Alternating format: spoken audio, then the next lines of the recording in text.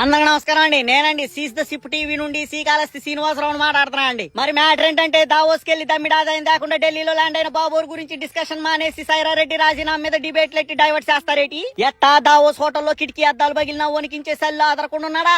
మరి ఆనాడు జైలుకి వెళ్లి రిమాండ్ లో ఉన్నప్పుడు రోగాల లిస్ట్ చదివి రచ్చ చేశారు కదా.